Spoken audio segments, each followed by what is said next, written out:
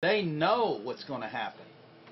And this will come in, you'll understand what I'm talking about when I tell you and everything exactly what the led up to them knowing and everything, which was basically to make it in a nutshell, or to bring it into clearness. In 47, these particular vehicles, dimensional vehicles, interdimensional. In other words, these are not UFOs from outer space, not space aliens, not vehicles from way out in the universe somewhere. These are interdimensional. In other words, there's dimensions that are right here, right here, right here when we're sitting here. But this is our dimension.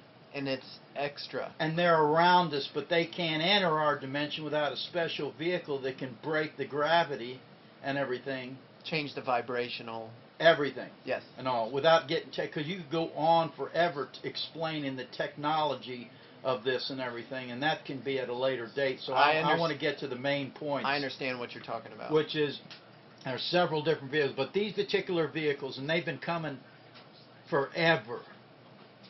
As long as man can know, and all, they've been coming and monitoring certain things and making sure they happen the way they're supposed to happen. They were monitoring the nuclear test out in White Sands Missile Range area in Roswell, New Mexico, that area in New Mexico. Okay? They were coming there. Only trouble is with those vehicles are, because it's electromagnetic force that helps to operate these particular vehicles, they can get disrupted by natural events in our weather patterns and stuff that they can't anticipate.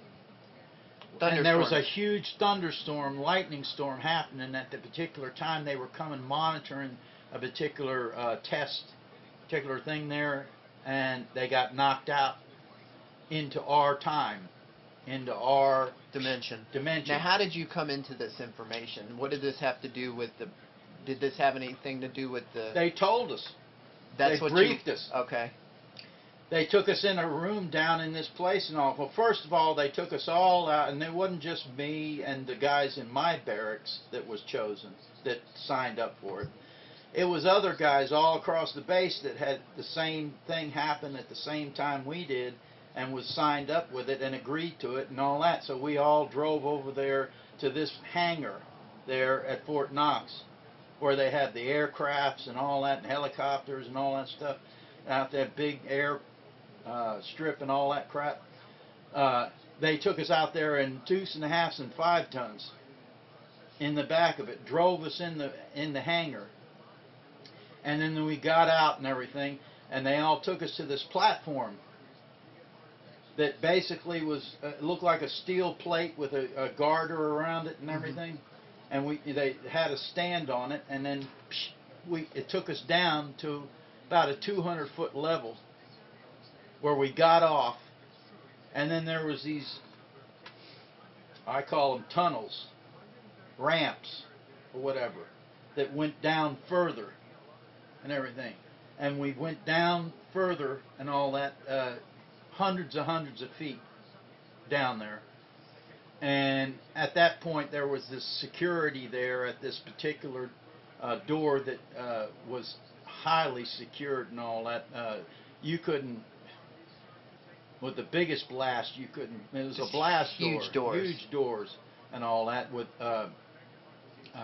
all kinds of ways to recognize, with special equipment they had up there to see who was coming and all that stuff. Anyhow, our security badges that we had, they were yellow, just a badge and all that, that had a code on it, and they checked us all one at a time going through there. And when we went through there, they locked the door behind us. And then we went in, and it was just all kinds of facilities in there. You know, there was rooms, and there was briefing rooms, and There was garage size, hangar size rooms and everything with special equipment and all that stuff. But they brought us into the first room, not too far down from that, where they all took us in there at one time, and they briefed us on what we were going to be doing. Okay, and what the deal was and all that. And they explained us everything I'm telling you about the Roswell thing and what took place. And okay, so they briefed you on the Roswell thing, and they basically said that what it was a craft from the future, from future Earth, coming back to monitor something, and they got caught in an electrical storm, which caused two of them. Two of them. Two crafts. And they got knocked out. One of them was completely destroyed, with the occupants in it destroyed, and the other one, 3 of them was killed, not killed, but destroyed, and one of the machines, and I call them that, survived.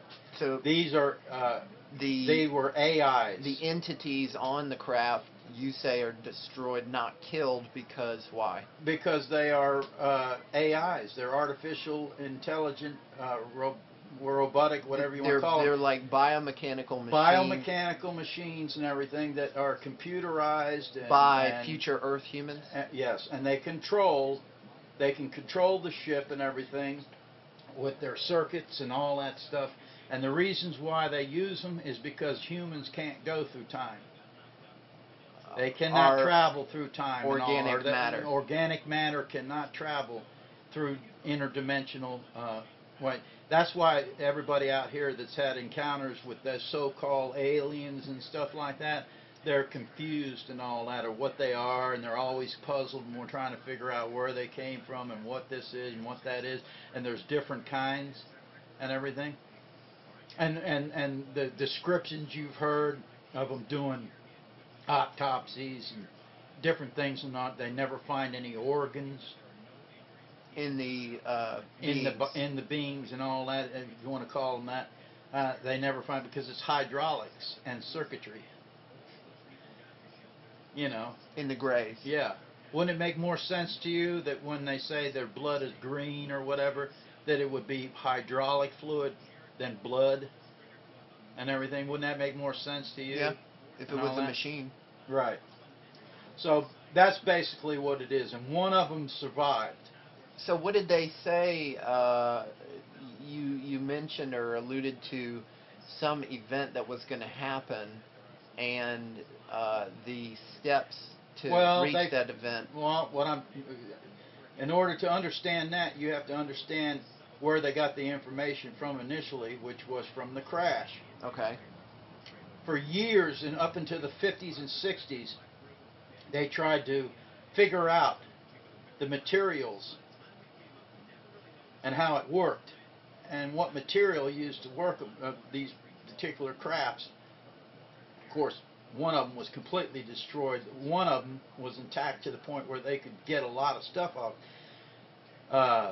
The fiber optics and fire retarded stuff and laser stuff and all this kind of stuff that came out like a boom and all that in the 80s. Semiconductors. And stuff like that. Yeah, all that kind of stuff came out from that stuff and all that.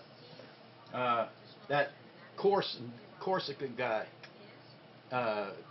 Colonel, he was telling the truth. He was down there. I seen him down there and everything. He was part of the ones that was working with Bell Laboratory and all that to develop that stuff. They'll tell you today and all they're lying and all. Bell had nothing to do with that. They were contracted out by the military to